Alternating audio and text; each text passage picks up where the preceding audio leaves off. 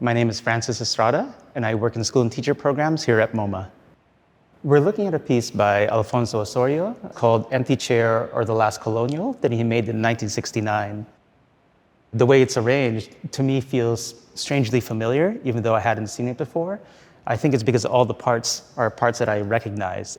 When I was a student, if I would have seen something like this, it would have been so exciting and my journey would have started much earlier than it did. Ossorio was born in the Philippines, in Luzon, the same island I was born on, but his family and his upbringing was in the central part of the Philippines.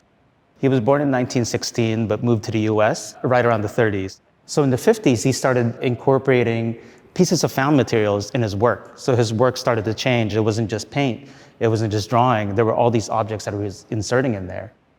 He felt like, the painting medium wasn't enough to convey his thoughts. So he started using actual objects. It's an assemblage that he actually calls it congregation. Congregations, when I hear the word, I think about, people who make up a church. He had talked about the fact that it's hard to distance yourself just because of the connotation with the word. But for him, these assemblages, they all come together and they work towards one final end.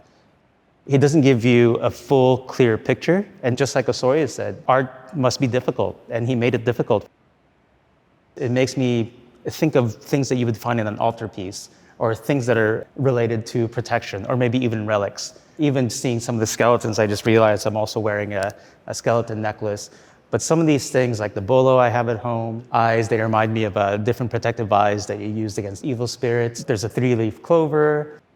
I really feel like they're things I would find in my drawers, things that I have kind of spread throughout the house. These wooden figures, or bulol, that you can find in the northern part of the Philippines.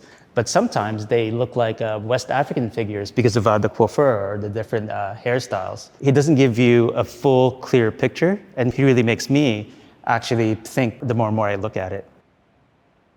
But through conversations with other people, I may find out more about my own culture, depending on the geography and depending on someone else's experience. And I remember, all my art history courses, I even took some Asian art classes, East meets Western art classes, but there were hardly any mention of any Filipino artists. And I always wondered why.